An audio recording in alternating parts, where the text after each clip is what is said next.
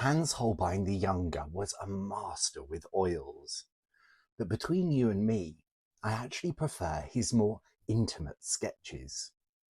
This is a great question, and there are several reasons why I prefer Holbein's more incomplete preparatory drawings to the finished product. Let me explain. Typically, Holbein sketched his sitters from life and then used these preparatory drawings to create his paintings from. Therefore, I think these drawings, usually executed in chalk and ink, often capture the raw immediacy of his subjects sitting before him, preserving the spontaneity of his first impressions.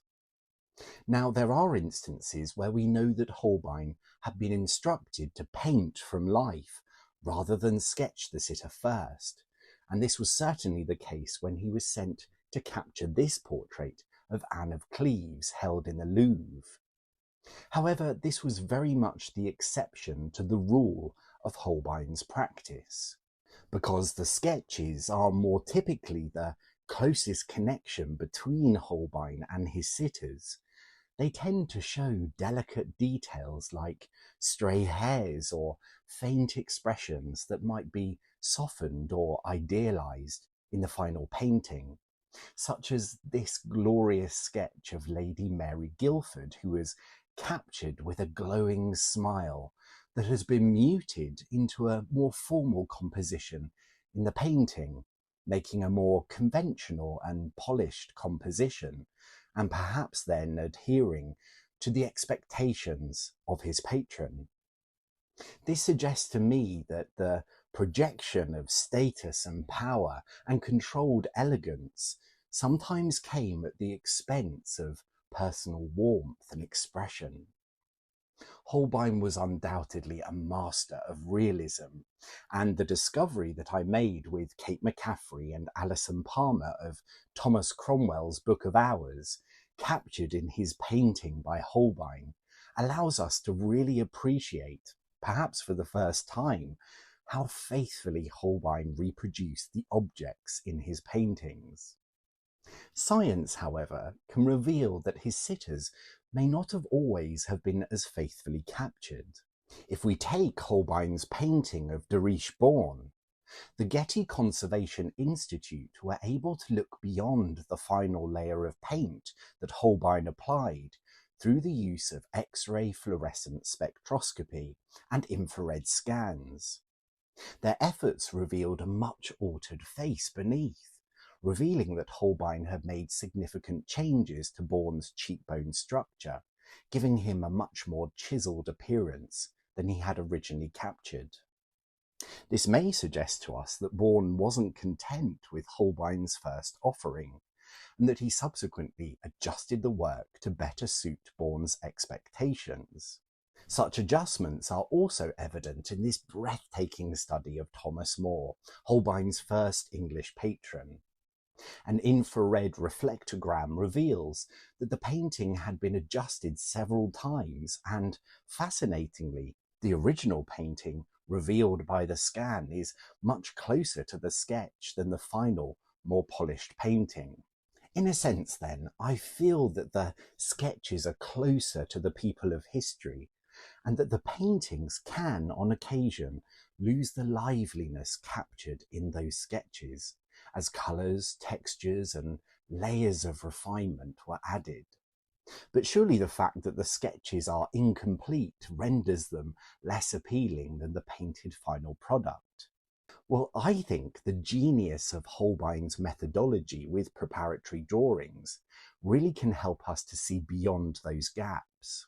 If we go back to the sketch of Lady Mary Guildford, her apparel may look rather incomplete, but look a little closer and you can see that Holbein has noted a very small amount of pattern here on her chemise. In the final painting, we can see that pattern fully realised across her garments. On this sketch held in the British Museum, we can see here on the paste of the sitter's bonnet and frontlet, or English gable hood, that a few clustered circles have been noted in one section. Now, no painting by Holbein from this sketch survives, But we can digitally repeat this partial motif, and we can see something of what the full habiliments of the hood would have looked like. Similarly, once repeated, as Holbein undoubtedly would have done in the final painting, these sparing flicks of ink at her bodice, with a cluster of random circles beneath them, reveal an intricate and fully realised blackwork pattern of knots on the sitter's chemise, or the undergarments. And those circles beneath the blackwork of the chemise, once repeated, shows us another pattern of habiliments, perhaps pearls or beads, forming flowers. Likewise, we can digitally complete the habiliments partially noted by Holbein in ink on this sketch of an as yet unidentified woman. What is most remarkable to me is that Holbein began and ended these notations just where the pattern repeats. So it's only when we repeat these patterns that their form is fully realised to us. This was undoubtedly a consideration that Holbein made for those working alongside him in his workshop to create copies from. Brief notations in Holbein's unmistakable handwriting were often added in German to note the colours and materials of the garments he saw his sitters in, which again helped his assistants and indeed can help us to reconstruct colour and form beyond the limits of the sketch. I think it's really important to remember that these sketches were tools and were never created to be displayed as artworks in and of themselves, though undoubtedly that is what they are. These were working references for Holbein and his workshop to work from. Holbein worked as sparingly as possible with his sketches, using as little ink as he could to buy time to complete those partial motifs in oils. Instead, he focused his attentions on the expressions and form of the people sitting before him. I think that Holbein's sketches provide us with a more unfiltered look at his sitters, sometimes revealing a vulnerability or immediacy that the grandeur of oil painting could obscure. I would love to know your thoughts.